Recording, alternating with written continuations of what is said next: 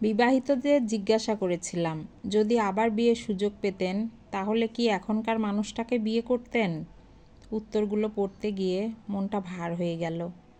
প্রায় বেশিরভাগ লিখেছে না। কারণ হিসাবে এসেছে অবহেলা, বদলে যাওয়া আচরণ, অসম্মান, কেয়ার না পাওয়া। অনেকেই লিখেছে, আগে জানলে কখনোই বিয়ে করতাম না।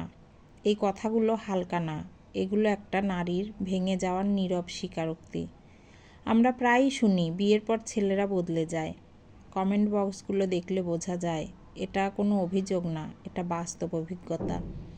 অথচ একই সমাজে আবার এমন দাম্পত্য দেখি বিয়ের বহু বছর পরেও, যেখানে স্ত্রী স্বামীর প্রতি কৃতজ্ঞ। স্বামী বাজার করতে গিয়ে হঠাৎ একটা গোলাপ নিয়ে এলে বা স্ত্রীর জন্য তার পছন্দের কিছু সামান্য জিনিস আনলে স্ত্রীর চোখ ভরে যায় ভালোবাসায়। এমন সুখী মানুষও আমাদের চারপাশেই আছে। তাহলে পার্থক্যটা কোথায়? পার্থক্যটা আসলে মনোভাবে। অনেক মানুষ বিয়ের পর মনে করে পেয়ে তো গেছি, তারপর আর আগের মতো কেয়ার, চেষ্টা, ভালোবাসা, অগ্রাধিকার রাখে না। শুধু নামমাত্র স্বামী স্ত্রী হিসাবে থাকে। কিন্তু সত্যটা হলো বিয়ের পর পেলেই হয় না। বিয়ে প্রতিদিন আগলে রাখার নাম। একজন পুরুষের ভালোবাসা মানে শুধু দায়িত্ব পালন না।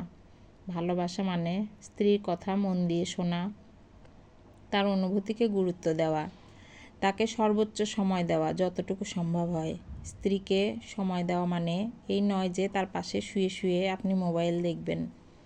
তাকে সম্মান করা, সবার সামনেও ও একান্তে। ছোট ছোট বিষয়ে কেয়ার দেখানো, তাকে নিরাপদ অনুভব করানো।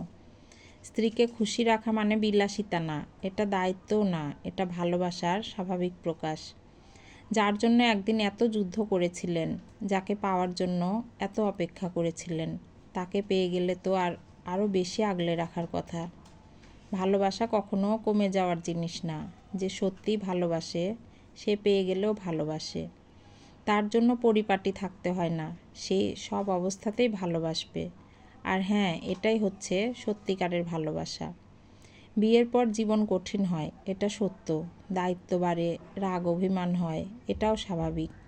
কিন্তু এসব কিছুর মাঝেও একটু কেয়ার, একটু সম্মান, একটু ভালোবাসা একজন নারীর পুরো জীবন ভরে দিতে পারে।